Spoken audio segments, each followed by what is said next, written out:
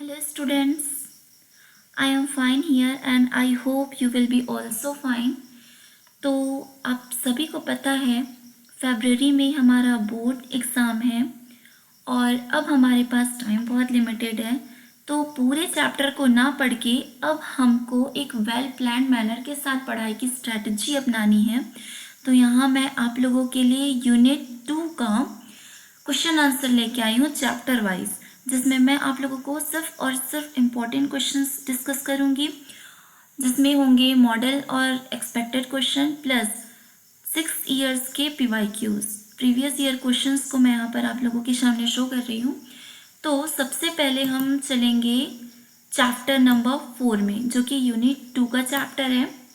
मैं आप लोगों को बता दूं कि यूनिट 1 की तैयारी मैंने पहले ही आपकी करवा दी है। यदि आपने वो वीडियो नहीं देखा है तो प्लीज़ जाकर देख लीजिए। तो चलिए अब हम डिस्कस करते हैं क्वेश्चंस के बारे में।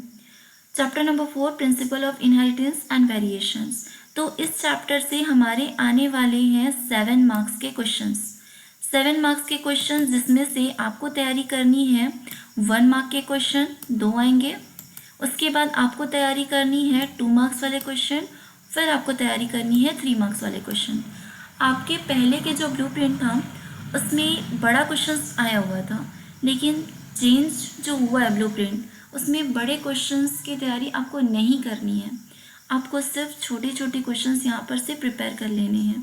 ओके, तो चलिए अब हम चलते हैं क्वेश्चंस की ओर। पहला क्वेश्चन है 1 मार्क्स वाले, trisomy of 21st chromosome is called. यानी कि आपके जो 46 क्रोमोसोम्स होते हैं उसमें से यदि 21वें नंबर के क्रोमोसोम में ट्राइसोमी हो जाए, आपको पता है क्रोमोसोम जो होते हैं वो डबल होते हैं, पेयर में होते हैं, और यदि पेयर की जगह 21st क्रोमोसोम में 3 क्रोमोसोम आ जाए तब आप इस डिसीज़ को क्या बोलेंगे? तो ये क्या लाता है? Down syndrome. ओके, इसके बाद है question number 2, sex link disorder is. Sex link disorder क्या है? तो haemophilia is a type of sex link disorder. What is frame shift mutation? तो फ्रेम शिफ्ट म्यूटेशन में क्या होता है? यदि क्रोमोसोम्स का जो बेस पेयर होता है या डीएनए का जो बेस पेयर होता है उसमें इंक्रीज हो जाता है या डिक्रीज हो जाता है तब आप उन्हें क्या कहते हैं? Frame shift mutation. यहाँ मैं आप लोगों को हिंदी प्लस इंग्लिश दोनों में एक्सप्लेन करूँगी और क्वेश्चन भी मैंने दोनों ही पैटर्न पे सेट किया हुआ है। व्हाट इज अलील? अलील क्या है? तो क्रोमोसोम में रहने वाला एक कॉन्ट्रास्टिंग जीन होता है, एक स्पेशल जीन होता है। आपको पता है जीन कैरेक्टर को कोड करने वाले होते हैं, तो उन्हीं स्पेशल कैरेक्टर को कोड करने वाले जीन को एलील्स बोलते हैं, जो कि होमोलॉगस क्रोमोसोम में प्रेजेंट होता है। ओके, इसके बाद है gene is compose by which substance? तो डीएनए से बना होता है, सबको पता है। इसके बाद हमको इस चैप्टर से 1 मार्क्स के इतनी क्वेश्चंस की तैयारी कर लेनी है। फिर हम देखेंगे 2 मार्क्स वाले क्वेश्चन, जो कि बहुत ही इंपॉर्टेंट क्वेश्चन है ये। What is crossing over? Crossing over क्या होता है? तो जब हमने सेल डिवीज़न डिस्कस किया था तो सेल डिवीज़न के मियोसिस सेल डिवीज़न में, जो कि गैमेट सेल्स में होता है, उसमें यदि क्रोमोसोम का सेगमेंट इंटरचेंज करते हैं आपस में तब हम उस स्टेज को क्या बोलते हैं? क्रॉसिंग ओवर बोलते हैं। इसके बाद है लिंकेज। जब इनहेरिटेंस होता है ना जीन का, तो क्रोमोसोम्स का जब इनहेरिटेंस होता है तो जीन जो एक ही क्रोमोसोम में प्रेजेंट रहते हैं वो एक साथ इनहेरिटेंट होने की कैपेसिटी रखते हैं, तो उनकी इस कैपेसिटी को ही लिंकेज बोला जाता है। What is haemophilia? हीमोफीलिया क्या है? एक ऐसी बीमारी है जिसमें स्मॉल कट भी डेथ तक का कारण बन सकता है। क्वेश्चन नंबर, इसमें एक क्वेश्चन में 2 क्वेश्चन पूछा जा रहा है। Name the suffer royal family of this disease. तो ऐसे कौन से रॉयल फैमिली है जिन्होंने इस डिजीज से सफ़र किया है, तो आपको ये बताना है। इसको रॉयल डिजीज भी क्यों बोलते हैं ये भी आप बता सकते हो। तो क्वीन एलिजाबेथ ब्रिटेन में ये डिसीज़ को सबसे पहली बार डिस्कवर किया हुआ था, इसलिए इसको हम रॉयल फैमिली डिसीज़ भी बोलते हैं। हीमोफीलिया में क्या होता है? ब्लड में क्लॉट नहीं बनता। आप सभी बायोलॉजी के स्टूडेंट हैं, आपको पता होगा कि ब्लड में क्लॉटिंग होना कितना ज़रूरी है। यदि छोटा सा भी कट हो गया और वहाँ पर क्लॉटिंग नहीं बढ़ रही है तो रेगुलर ब्लीडिंग से डेथ भी हो सकती है।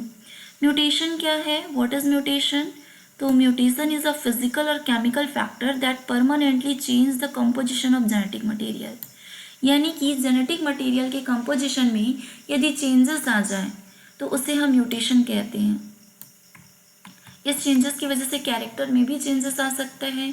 आपको पता है म्यूटेशन ज़रूरी भी है ताकि ये इवोल्यूशन लेके आए, वैराइटीज़ लेके आती है। और म्यूटेशन कभी कभी हार्मफुल भी हो सकता है, यदि वो बेस पेयर में चेंज हो जाए तो जेनेटिकली डिसऑर्डर भी कॉज कर सकती है। Give the difference between dominant factor and recessive factor. Imagine कीजिए आपके दो फ्रेंड हैं, उनमें से एक फ्रेंड बहुत स्ट्रॉन्ग है, हट्टा कट्टा मोटा सा है, दूसरा बिल्कुल कमज़ोर है, दुबला पतला है। तो उनकी लड़ाई करवा दो आपस में, कौन जीतेगा? ऑब्वियसली जो स्ट्रॉन्ग है वो जीतेगा। तो वो क्या हुआ? डोमिनेंट हुआ। जो स्ट्रॉन्ग आपका फ्रेंड है वो डोमिनेंट कहलाएगा। किस पर डोमिनेंट हो गया? वो आपके वीक फ्रेंड पर, रेसेसिव फैक्टर। तो हम इससे वीक को ही रेसेसिव बोलते हैं। जो शो कर जाता है, जो विन कर जाता है वो डोमिनेंट, और जो शो नहीं कर पाता आप उन्हें क्या बोलते हो? रेसेसिव बोलते हो। ओके, इसके बाद है, अच्छा इसकी और बारे में बताया गया है। आप डोमिनेंट को कैपिटल टी से शो कर सकते हो, रेसेसिव को आप स्मॉल से शो कर सकते हो। यूप्लॉइडी क्या है? यदि क्रोमोसोम्स के वन सेट में एक या एक से ज़्यादा जो क्रोमोसोम होते हैं उसका एडिशन हो जाए या लॉस हो जाए तब आप उन्हें यूप्लॉइडी कहते हैं। टू टाइप्स के होंगे, हैप्लॉइडी और पॉलीप्लॉइडी। इसके बाद हम चलते हैं 3 मार्क्स वाले क्वेश्चन पे। 2 मार्क्स वाले क्वेश्चन हमने कवर कर लिए हैं। टर्नर सिंड्रोम क्या है? तो टर्नर सिंड्रोम में एक क्रोमोसोम्स की कमी हो जाती है। आपको पता है टोटल नंबर ऑफ क्रोमोसोम होना चाहिए क्या? 46 नंबर। ओके, यदि 46 की जगह 45 हो जाए तो, यानी कि जो सेक्स क्रोमोसोम होते हैं, जो पेयर में होते हैं, उनकी जगह एक ही सेक्स क्रोमोसोम आए तो पेयर में ना आकर, तब आप उन्हें क्या बोलेंगे? टर्नर सिंड्रोम कहते हैं। क्योंकि इसमें एक एक्स की कमी होती है तो ये जो डिसऑर्डर है वो फीमेल में प्रेजेंट होता है। इस वजह से फीमेल में स्टेरिलिटी आती है, प्रेगनेंसी की कैपेसिटी वो खो देती है। इसके अलावा ब्रेन उनका कमज़ोर भी होता है। इसके बाद है next question, what is Klinefelter syndromes. ये भी एक जेनेटिक बीमारी है। जेनेटिक बीमारी क्यों? क्योंकि ये क्रोमोसोम से रिलेटेड है। यदि क्रोमोसोम में एक क्रोमोसोम एक्स्ट्रा आ जाए, आपको पता है 46 होना चाहिए, लेकिन यदि 46 की जगह क्रोमोसोम नंबर 47 हो जाए तब आप उस सिंड्रोम को क्लाइनफेल्टर सिंड्रोम कहते हैं। ये मेल में प्रेजेंट होता है। इसमें एक वाई क्रोमोसोम एक्स्ट्रा होता है। इसमें मेल स्टेरिलिटी आती है।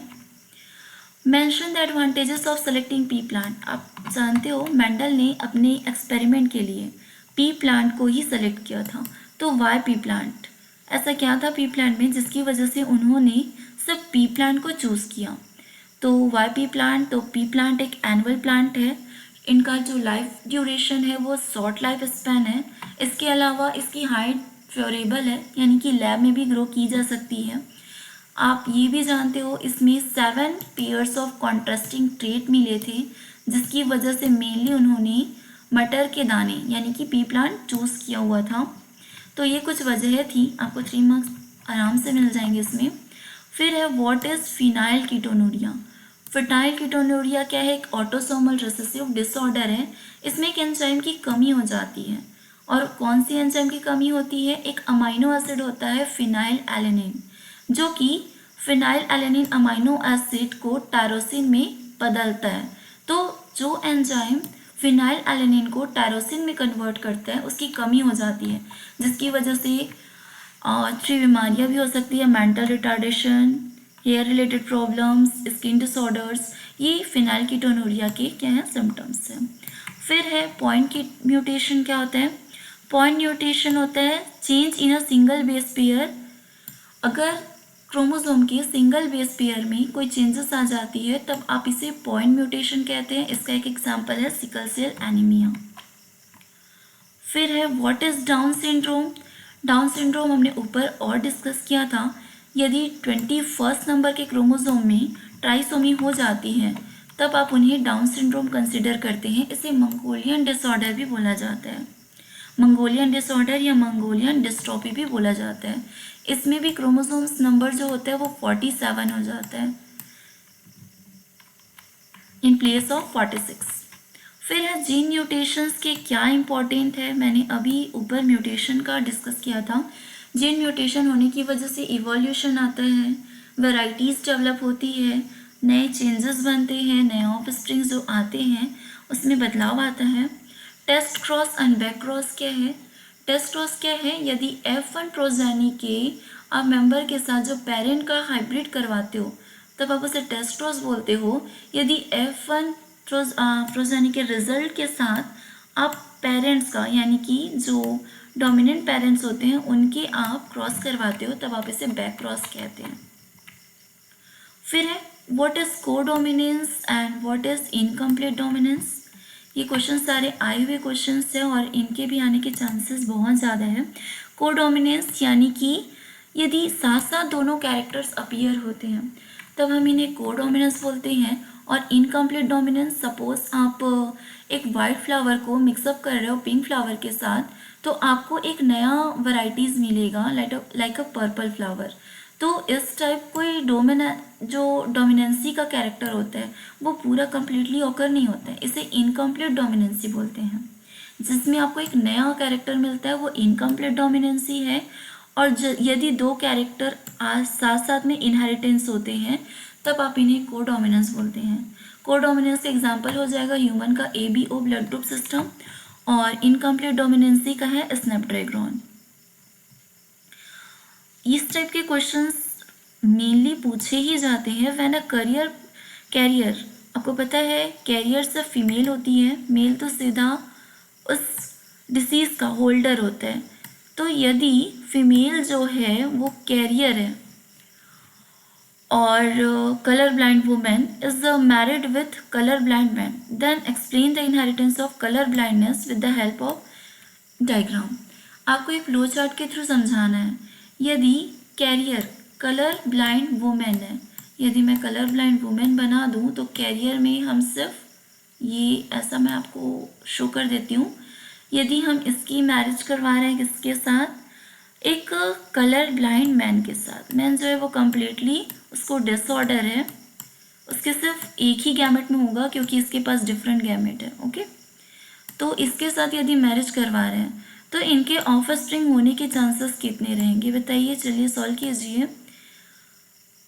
ये एकदम हेल्दी प्रोजेनी नहीं बनेगी, जो फीमेल होगी वो कैरियर होगी और जो मेल होगा वो क्या होगा, हेल्दी होगा। मेल जो होगा वो हेल्दी होगा। फिर से आप इसको बना लीजिए, जो एक फीमेल होगी वो क्या होगी, उसे कलर ब्लाइंडनेस होगा और मेल को भी कलर ब्लाइंडनेस होगा। यानी कि मेल और फीमेल के कलर ब्लाइंडनेस होने का जो चांसेस है वो 50% रहेगा। और एक फीमेल जो होगी वो हेल्दी होगी, कैरियर होगी, और एक मेल जो होगा वो क्या होगा, हेल्दी होगा।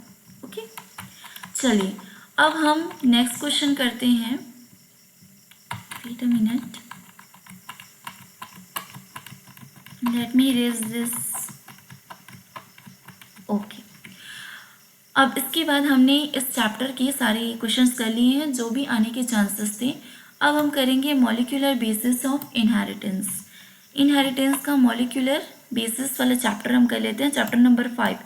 इनसे हमको 4 मार्क्स के क्वेश्चंस की तैयारी करनी है। लास्ट टाइम के ब्लूप्रिंट के अकॉर्डिंग 4 मार्क्स के जो क्वेश्चंस होते हैं वो सिर्फ बायोटेक्नोलॉजी के पार्ट से आते थे, लेकिन अब ये 4 मार्क्स वाला जो क्वेश्चन है आपके चैप्टर नंबर 5 से आने वाले हैं। तो यहाँ से हमको 2 मार्क्स, 4 मार्क्स और 1 मार्क्स के क्वेश्चंस की तैयारी करनी है। स्टार्ट कोडॉन AUG मैथ्योनिन के लिए कोड करते हैं, आपको पता होगा इसे हम स्टार्ट कोडॉन बोलते हैं। ऐसा कौन सा प्रोसेस है जिससे DNA से RNA फॉर्म होता है, आपने पढ़ रखा है सेंट्रल डोग्मा का प्रोसेस।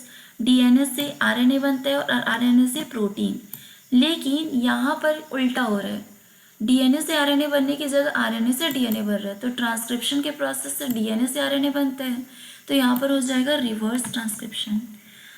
फिर आपको बताना है टर्मिनेशन कोडॉन, स्टॉप कोडॉन। तो यहाँ पर 3 स्टॉप कोडॉन है, UAA, UAG, UGA। उल्लू आया आया, उल्लू आया गया, उल्लू गया आया, ऐसा आप याद कर सकते हो। एक निमोनिक है what do you mean by monocistronic? Monocistronic यानी कि सिर्फ one atom of protein code होगा।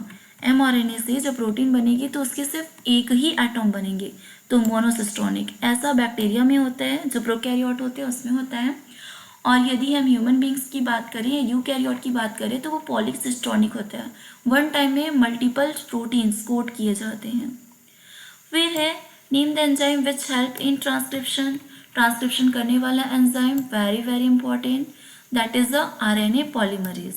आरएनए पॉलीमरेज एंजाइम क्या करवाता है? ट्रांसक्रिप्शन में हेल्प करवाता है। हमने 1 मार्क्स के क्वेश्चन सारे अचीव कर लिए हैं। इसके बाद है 2 मार्क्स वाले क्वेश्चन। हाउस कीपिंग जीन्स कैसे बोलते हैं, किसको बोलते हैं? तो जो सुपरफिशियली होता है बॉडी में उसे आप हाउस कीपिंग जीन्स बोलते हैं, क्योंकि इसमें प्रोडक्ट जो होते हैं वो हमेशा नीडेड होंगे। फिर है साइलेंट जीन्स, जो कोड नहीं करता, जो एक्सप्रेस नहीं करता, आप उसे साइलेंट जीन्स बोलते हो। फिर है व्हाट आर ऑन्कोजीन्स, जो कैंसर प्रोड्यूसिंग एजेंट्स होते हैं, आप उन्हें ऑन्कोजीन्स बोलेंगे। या फिजिकल केमिकल भी होते हैं। व्हाट आर डीएनए पैकेजिंग, हर चीज़ का एक पैकेजिंग होता है, वैसे ही डीएनए का भी पैकेजिंग होता है। तो डीएनए का पैकेजिंग किसके होते हैं? हिस्टोन प्रोटीन के अराउंड। 4 ऐसे हिस्टोन प्रोटीन होते हैं जो कि ऑक्टोमर फॉर्म करते हैं, और हिस्टोन प्रोटीन जो होते हैं पॉजिटिव होते हैं। डीएनए का थ्रेड जो होता है निगेटिव होता है। आपको पता है पॉजिटिव निगेटिव में अट्रैक्शन वर्क करता है, तो पॉजिटिव हिस्टोन प्रोटीन के अराउंड निगेटिव डीएनए रैप कर जाता है। इन्हें ही आप न्यूक्लियोसोम का मॉडल भी बोलते हैं, और यही डीएनए पैकेजिंग है। तो एक छोटा सा ये डायग्राम मैंने यहाँ पर अटैच कर दिया है। I hope this will be helpful for you. Operon क्या है? तो ओपेरॉन का जो कॉन्सेप्ट है वो है स्ट्रक्चरल जीन, कंट्रोलर जीन को रेगुलेट करने वाले एक प्रकार का जेनेटिकली कैटाबॉलिज्म है। जेकॉब एंड मेनॉर्ड ने ओपेरॉन को दिया हुआ था। ओपेरॉन बोले तो इस चैप्टर में लैक्टोज ओपेरॉन को डिस्कस किया गया है। जब सिस्टम ओपन होता है तब, और जब वहाँ पर सिस्टम में लैक्टोज अब्सेंट होता है तब की कंडीशंस यहाँ पर शो की हुई है। एंटीकोडॉन क्या है? हर एक चीज़ का एंटीकोडॉन होता है। Suppose AUG adenine, U for uracil. आपको पता होगा यूरेसिल जो होता है वो सिर्फ आरएनए में प्रेजेंट होता है। गोनोसिन, इसका अपोजिट क्या होगा? एडेनिन का उल्टा जो होता है अपोजिट होता है। डीएनए के केस में थाइमिन होता है, लेकिन यदि हम आरएनए के केस की बात करें तो वहाँ पर यूरेसिल हो जाता है। तो एडेनिन का जो अपोजिट होगा वो यूरेसिल होगा, और यूरेसिल का एज इक्वल एडेनिन हो जाएगा। ग्वानिन का साइटोसिन होता है। तो अपोजिट को ही हम एंटीकोडॉन बोलते हैं, जो कि स्पेसिफिक कोडॉन्स होते हैं। जब टीआरएनए के द्वारा जो मैसेंजर आरएनए बनते हैं, है ना, जो आप टी अडेप्टर मॉलिक्यूल्स में बात करते हो प्रोटीन बनाने का, वहाँ पर ये यूज़ होता है। सेंट्रल डोग्मा क्या है? इसे मैंने प्रीवियसली डिस्कस कर लिया है। डीएनए से आरएनए बनता है, आरएनए से प्रोटीन बनता है, और इस पूरे प्रोसेस को हम सेंट्रल डोग्मा कंसिडर करते हैं। चलिए, इसके बाद ये तो हो गया। फिर है 4 मार्क्स वाले क्वेश्चंस। 4 मार्क्स वाले क्वेश्चंस की अब तैयारी आपको अच्छे से कर लेनी है, रटना बिल्कुल नहीं है, बिल्कुल समझ के बनानी है। डीएनए रेप्लिकेशंस में यूज़ होने वाले एंजाइम्स के नाम यहाँ मैंने मेंशन कर दिया है। मैं इस वीडियो को ज़्यादा लॉन्ग नहीं बनाना चाहती। आंसर्स तो मैंने लिख लिए हैं, आई होप आप यहाँ से समझ सकते हो। प्राइमरीज, डीएनए, आरएनए प्राइमर और डीएनए लाइगेज। लाइगेज जोड़ने का काम करता है, प्राइमर एक्टिविटी प्राइमेज करवाता है, पॉलीमरेज को सिंथेसिस करेगा डीएनए पॉलीमरेज। इसके बाद है इस टाइप के क्वेश्चंस पूछे ही जाते हैं, तो इसकी प्रैक्टिस आप बहुत अच्छे से करिएगा। पिछले 5 सालों का रिकॉर्ड है, ये हर साल आ रहा है बिना स्किप किए। यदि डबल स्टैंडर्ड डीएनए में 30% ग्वानिन है तो आपको थाइमिन के परसेंटेज निकालने हैं। एडेनिन, ग्वानिन, थाइमिन और साइटोसिन में से यदि किसी का भी परसेंटेज दिया हो तो आप बाकी सारे परसेंटेज को निकाल सकते हो। न्यूक्लियोटाइड के जो बाकी परसेंटेज हैं आप उन्हें कैलकुलेट कर सकते हो, क्योंकि आपको इसके लिए पता होना चाहिए एक बेसिक सा रूल, जिसे हम बोलते हैं शारगाफ का रूल। शारगाफ के रूल के अकॉर्डिंग यदि ग्वानिन है तो उतने ही अमाउंट में साइटोसिन होगा, और यहाँ पर आपको ग्वानिन का अमाउंट दिया हुआ है 30%, यानी कि ग्वानिन यहाँ पर 30% है तो साइटोसिन भी क्या होगा 30%। और यदि ग्वानिन और साइटोसिन 30% 35% है तो इन दोनों को जोड़ लीजिए 70%, तो ये दोनों ही हो जा रहे हैं। और 100 में बचा कितना 30%, तो 30% किसके होंगे, क्या का निकालने बोल रहे हैं, थायमीन का। तो एडेनिन और थायमीन के भी हो जाएंगे 30% बहुत आसान है, सिर्फ शारगाफ रूल को याद रखिए, आपको डाटा याद रखने की ज़रूरत नहीं है। फिर है हर्षे चेस का जो मॉडल था, प्रोटीन एक्सपेरिमेंट था कि हमारे पास जो इनहेरिटेंस होते हैं वो डीएनए है कि प्रोटीन है। काफ़ी लॉन्ग टाइम तक इन लोग कंक्लूजन में पहुंचने के लिए लगा दिए थे। बहुत सारा एक्सपेरिमेंट भी हुआ था, जिसमें से एक एक्सपेरिमेंट को आपको यहाँ पर डील करनी है, हर्षे चेस का। तो हर्षे चेस ने क्या किया था, एक सल्फर लेवल प्रोटीन लिया था, रेडियो एक्टिव लिया था उन्होंने, और एक लिया था फॉस्फोरस लेवल्ड।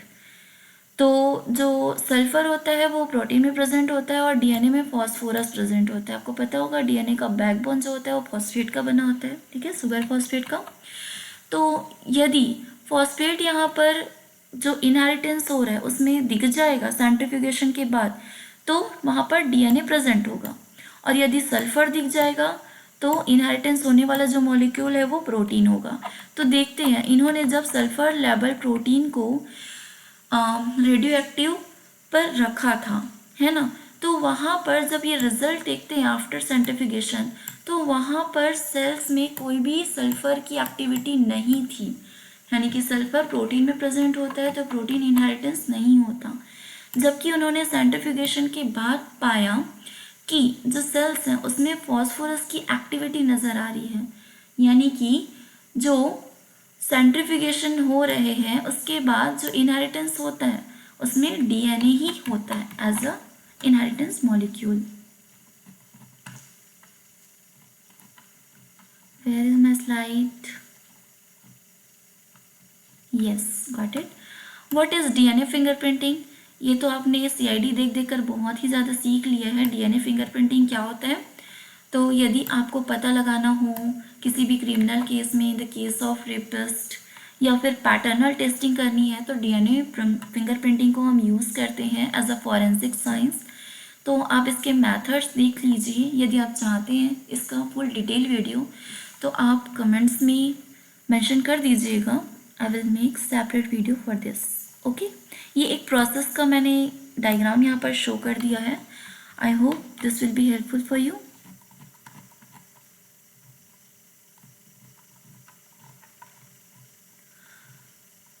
फिर है एक बहुत ही famous question, Watson and Crick का डीएनए मॉलिक्यूल स्ट्रक्चर।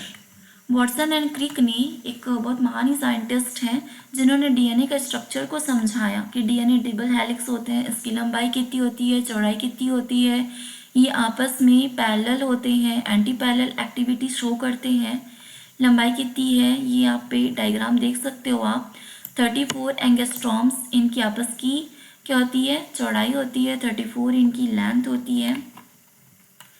इसके बाद है ओपेरॉन कॉन्सेप्ट, इसको मैंने प्रीवियस 2 मार्क्स क्वेश्चन में भी डिस्कस किया था। लैक्टोज ओपेरॉन को यहाँ पर हमको डील करना है, जिसमें 3 एंजाइम के बारे में बताना है, रेगुलेटरी, प्रमोटर और ऑपरेटर।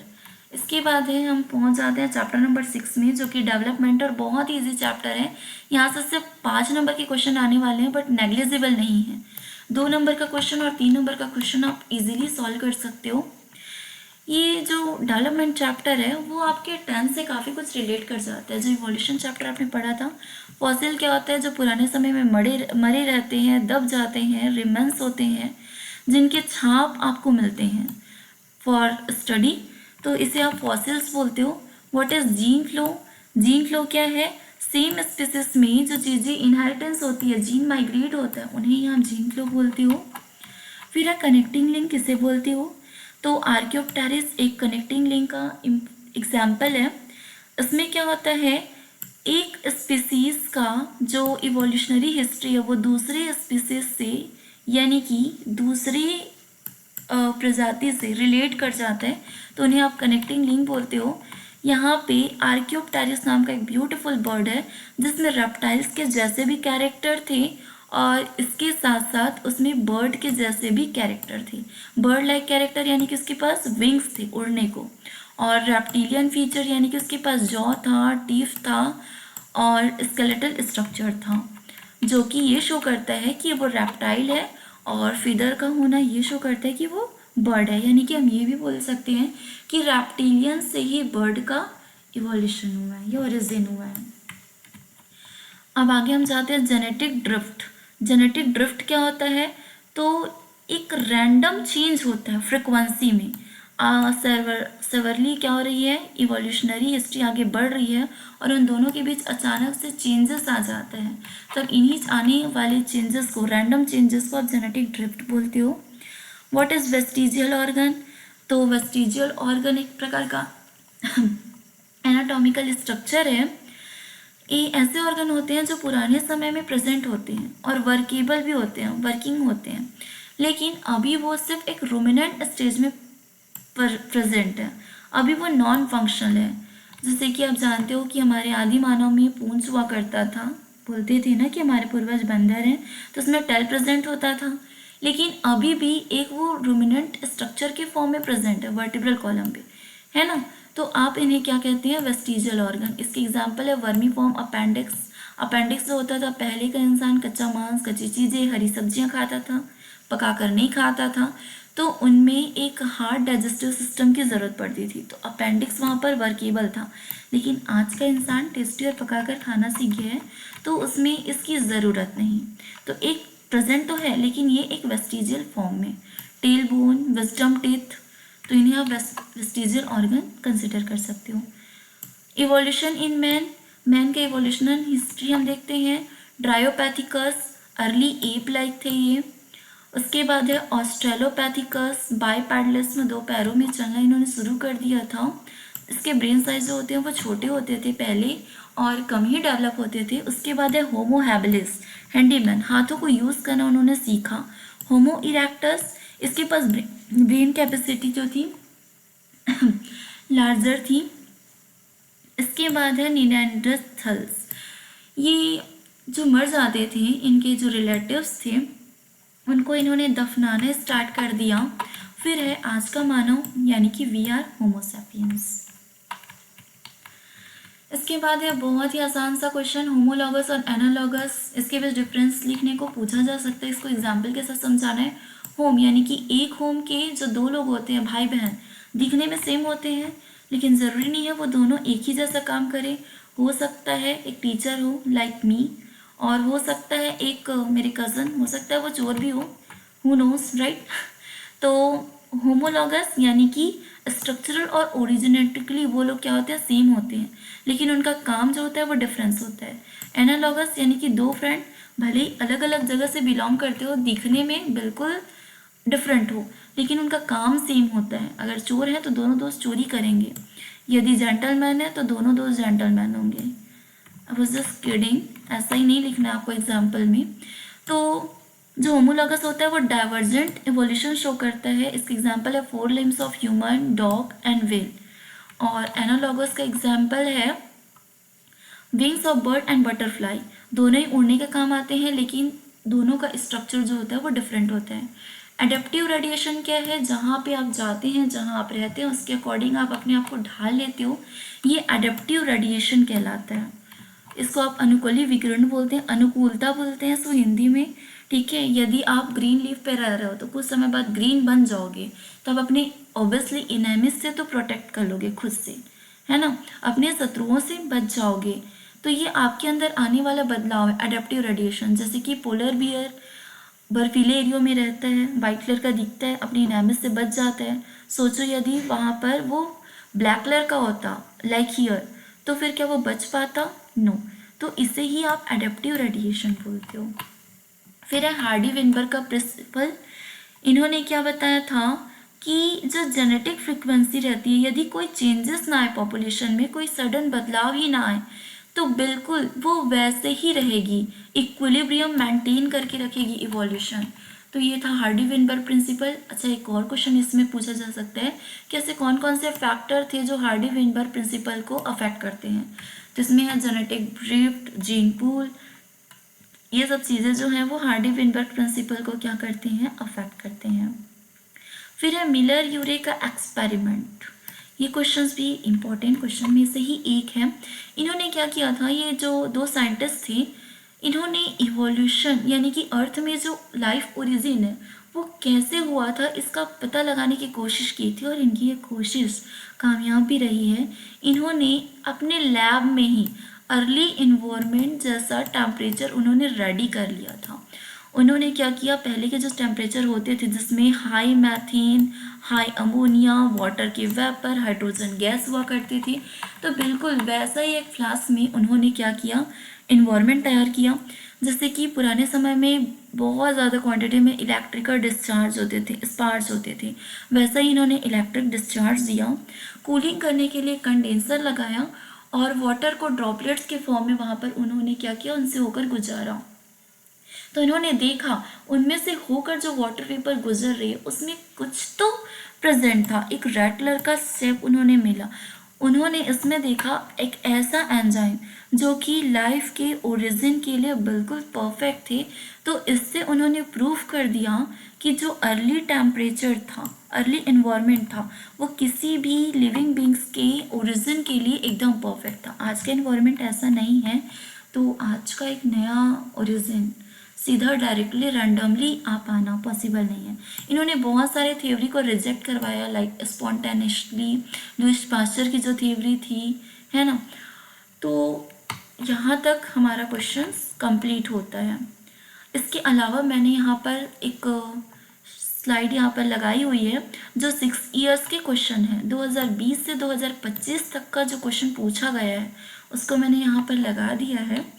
तो आई होप ये आपको समझ आ जाएगा। होमोलॉगस एनालॉगस मैंने एक्सप्लेन कर दिया था, 2020 में आया हुआ क्वेश्चन है। न्यूक्लियोसोम क्या है, ये भी 2020 में आया है। म्यूटाजेन क्या है, म्यूटाजेन लाइक कैंसर कॉज करने वाला है ना, ये फिजिकल होता है, केमिकल होता है, बायोलॉजिकल भी होता है। 2021 में आया हुआ क्वेश्चन है। जीनोटाइप, फेनोटाइप, जीनोटाइप क्या होता है, उसका जेनेटिक लेवल, बाहर से आकार, रंग रूप जो दिखता है वो फेनोटाइप है। यूप्लॉइडी को आपको समझाना है, डीएनए फिंगरप्रिंटिंग को समझाना है। फिर 3 मार्क्स के क्वेश्चंस 2020 में आया हुआ है। देखो इस तरह के क्वेश्चंस पूछे ही जा रहे हैं, केस देकर कोई भी केस स्टडी दे सकते हैं, बहुत इजी है। यदि चाहिए वीडियो तो प्लीज़ कमेंट कीजिएगा, मैं इसके लिए सेपरेट वीडियो बना दूंगी।